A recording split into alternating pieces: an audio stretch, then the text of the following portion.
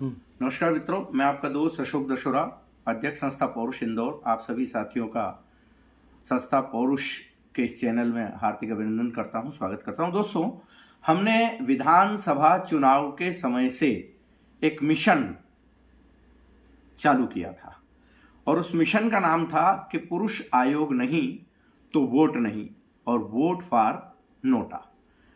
देखिए, 1990 में संसद के अंदर महिलाओं के हितों की रक्षा करने के लिए महिला आयोग से संबंधित बिल पारित किया गया था और 1992 में महिला आयोग की स्थापना कर दी गई।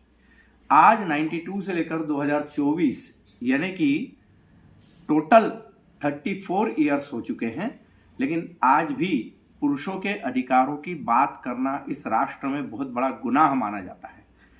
पुरुषों के अधिकारों की जो बात करता है उसके प्रति सिंपैथी नहीं होती है, कोई संवेदना नहीं होती, कोई सद्भावना नहीं होती, उसकी खिल्ली उड़ाई जाती है, उसका मजाक बनाया जाता है, उसको मूर्ख समझा जाता है, बेवकूफ समझा जाता है।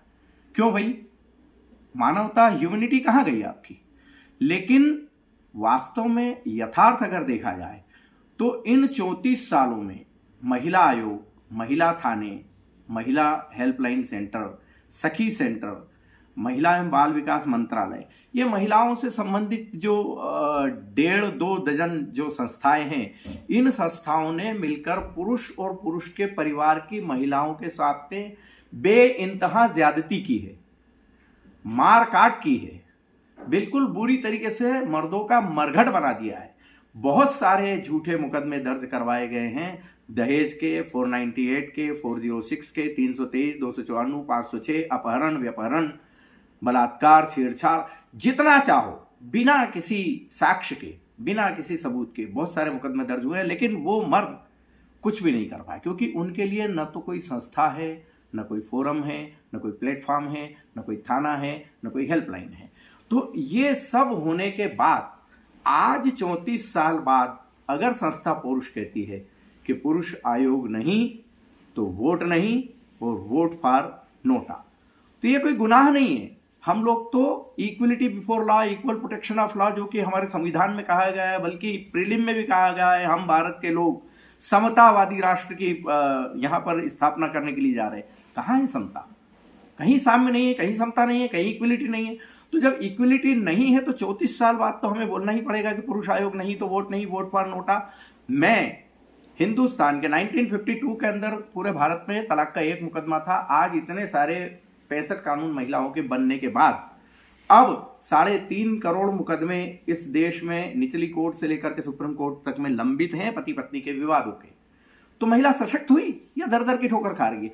और अगर 3.5 करोड़ हैं और उसमें एक परिवार में 5 हो तो करीब 17.5-18 करोड़ लोग पीड़ित और प्रताड़ित है। तो मैं उन सारे 17.5-18 करोड़ लोगों, परिवारजनों को और उनसे रिलेटेड लोगों से हाथ जोड़ करके निवेदन करना चाहूंगा कि ये जो चुनाव है, जो देश का राष्ट्रीय चुनाव है, इस चुनाव में संकल्प लें और अगर पुरुष आयोग नहीं बना रहे हैं तो वोट तो हमें देना है, हमारा कर्तव्य हमें निभाना है, लेकिन नोटा का बटन दबाना है।